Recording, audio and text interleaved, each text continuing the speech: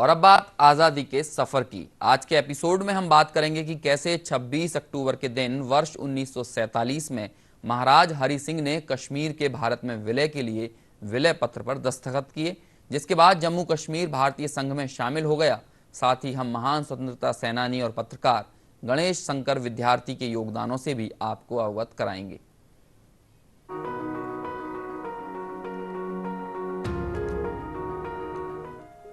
26 अक्टूबर के दिन सन 1947 में महाराजा हरि सिंह ने कश्मीर के भारत में विलय के लिए विलय पत्र पर हस्ताक्षर किए थे, जिसके बाद जम्मू कश्मीर भारतीय संघ में शामिल हुआ था।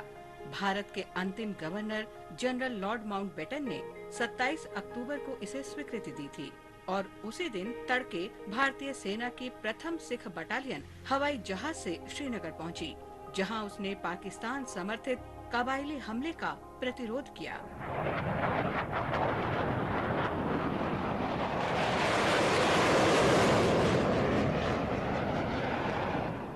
जम्मू कश्मीर की रियासत अमृतसर की संधि के अंतर्गत 1846 में ब्रिटिश शासन में शामिल की गई थी।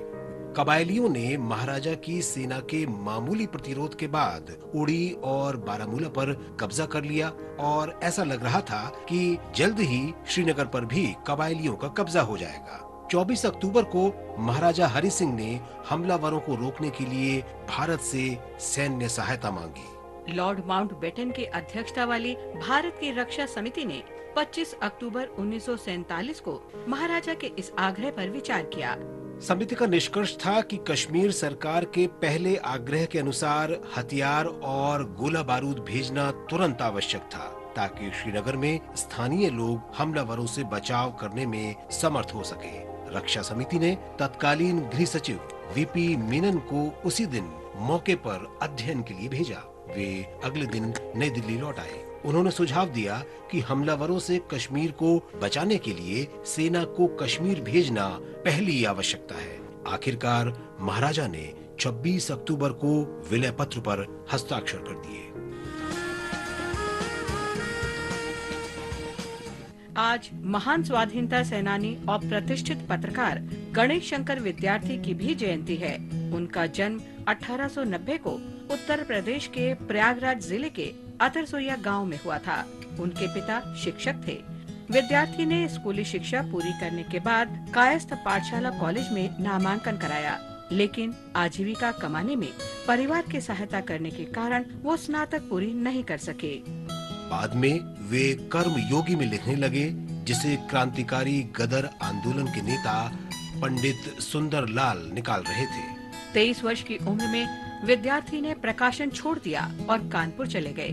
वहां उन्होंने 1920 में अपना साप्ताहिक पत्र प्रताप शुरू कर दिया। उसी वर्ष उन्हें रायबरेली के किसान आंदोलन में भाग लेने के कारण 2 वर्ष की सश्रम कारावास की सजा हुई। उन्होंने न केवल स्वाधीनता संघर्ष के बारे में खूब लिखा, बल्कि समाज में बराबरी के बारे में भी लेख लिखे। अपने तेवर के चलते प्रताप जल्द ही स्वाधीनता आंदोलन का प्रमुख मंच बन गया। विद्यार्थी ने जनता में रचनात्मक सोच विकसित करने के लिए भी पत्रकारिता का बखूबी उपयोग किया। गणेश शंकर विद्यार्थी ने हिंदुस्तान बिरादरी नामक संगठन बनाने में भी प्रमुख भूमिका निभाई। इस संगठन ने सांप्रदायिक भाईचारे को बढ़ावा देने के लिए तमाम त्योहारों पर संयुक्त समारोह आयोजित किए।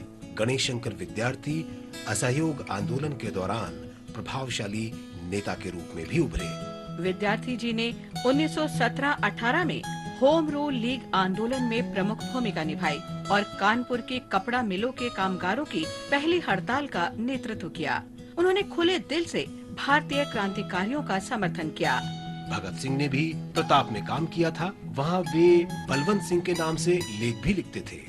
भगत सिंह, सुखदेव और राजगुरु को फांसी के तुरंत बाद कानपुर में दंगे हो गए थे। कानपुर के शेर के रूप में मशहूर विद्यार्थी ने दंगे रोकने और शांति कायम करने में महत्वपूर्ण भूमिका निभाई। दुर्भाग्य से तीनों क्रांतिकारियों के फांसी के 3 दिन बाद 25 मार्च 1931 को दंगों में विद्यार्थी की भी हत्या कर दी गई।